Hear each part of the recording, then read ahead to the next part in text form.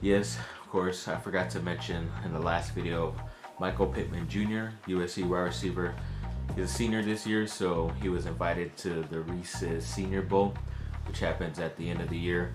Like a little bit of a pre-thing to get you some more exposure before the NFL draft. If you don't think you're going to be selected high, but you get another chance to play an extra game to show off your stats and your abilities and stuff, which is pretty cool.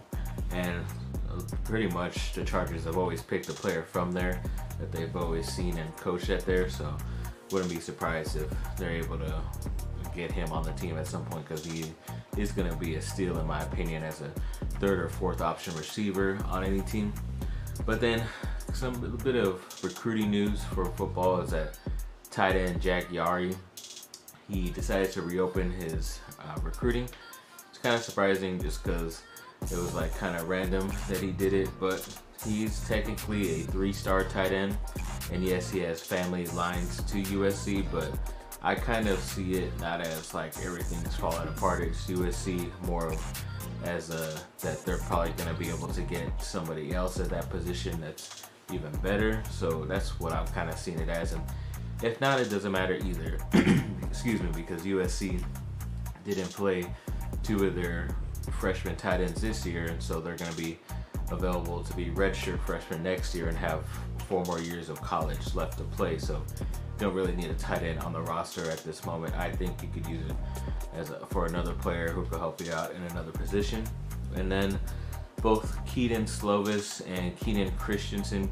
Keaton got the Pac-12 Player of the Week, threw for like 400 yards or close to it. Pretty crazy, mostly all in the first half. And then Keenan, the running back freshman, he got Pac-12 Freshman of the Week, which is pretty cool. He had a pretty nice game, at least 2 touchdowns.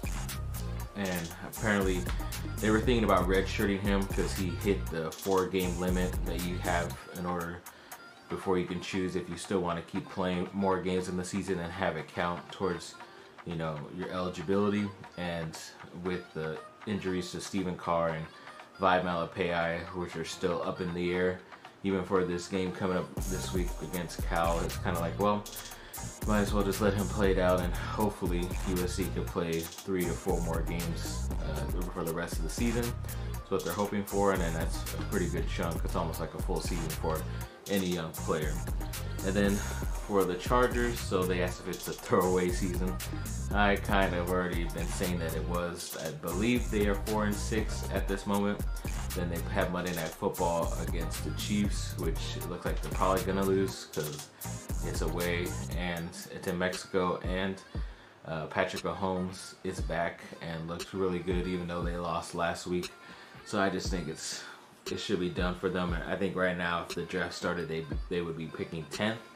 So that's a good enough place to where if they keep losing, they could get an even higher pick. So that's all I'm hoping for, really. They need an offensive lineman that could help shape that line right away instead of waiting for somebody else. But they did have a stat out there that Rivers is leading the NFL in passing yards, but obviously it has not translated into wins. So it's kind of like a really dumb stat that they've been throwing out this week. Like they're really impressed, but I'm not. It's always the same thing. He throws for so many yards, but no touchdowns. I'm pretty sure his touchdown rate as a quarterback is really low compared to the other guys on that list. But in a couple of mock drafts this last couple weeks, they have been projecting that the Chargers would pick a quarterback in the freaking first round, which is what I'm not looking forward to, but they have them linked to Tua Tagovailoa from Alabama, who's always injury riddled and not really 100% sure I could trust him. And then Justin Herbert, the quarterback from Oregon, not only because he's from Oregon, but he's pretty inconsistent. I mean, USC pretty much had the formula in that first quarter to almost beat them, but then of course they beat themselves with penalties or getting players kicked out of the game or ejected. So yeah, and then of course he just did what he can do. That's why he's going to be a first round pick, but still I think you can confuse him pretty easily, and it's going to take a while for him to get going, but that's just the way I see it basically with him. Now I'll do some USC basketball news. So they beat a pretty good team in my opinion at Division. I don't know if they're Division 2. They might be Division 1 now. South Dakota State. They beat them 84-66.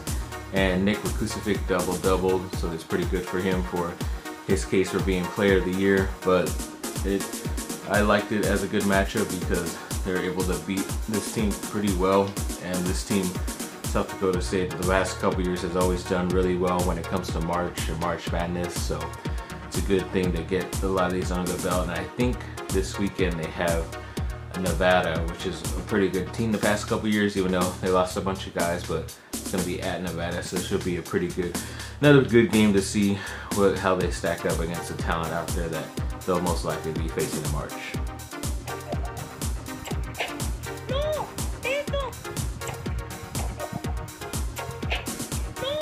So on to some Duke news. So they recently put number 2 in the poll after winning 2 games last week, and then a couple of the other teams beating each other up at the top. So they moved up 2 spots, which is cool, but I anticipate them being the number 1 team after this week because they won their game this week already, and I'm pretty sure they're going to beat Georgia State this weekend as well. And then the number 1 team that everybody was all, blowjobbing over was Kentucky, and they lost to a Division II school in Evansville at home. So yeah, good luck getting on that train of Kentucky, always coming up short as usual.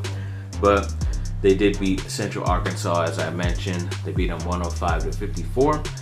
Obviously, I said Georgia State's next, so should be pretty simple wins. That's just how normally the beginning of the season is. That's what it always, play your easy schedules. But they did start that game off first with Kansas, which was the top team. But yeah, so luckily they're getting these wins pretty easily, especially since during the game Trey Jones ended up getting hurt. He collided with another player, and I think it was like some type of concussion thing. They just kept him out for precautionary reasons in the first half, and of course they still won by nearly 50.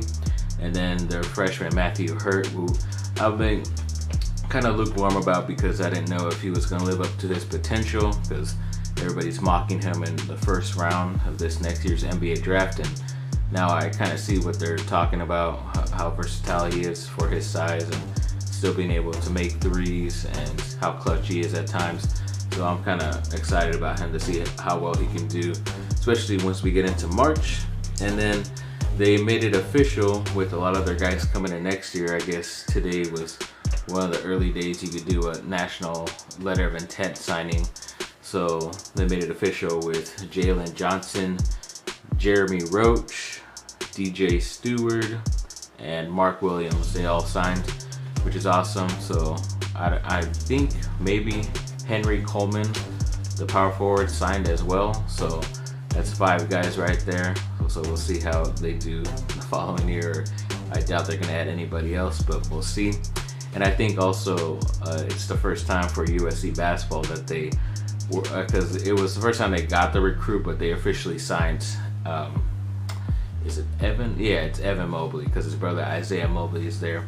But yeah, they signed Evan Mobley, the number 1 player, coming out of high school officially the other day as well, which is cool. It's the first time they've ever done that. So I guess it pays to have family members on your coaching staff. That's why I think Andy Enfeld hired their father to be an assistant coach, and that's why he got a top player in his brother Isaiah this year, and he's gonna get the number 1 player in Evan Mobley. So you gotta do what you gotta do, I guess. But onto some Lakers news.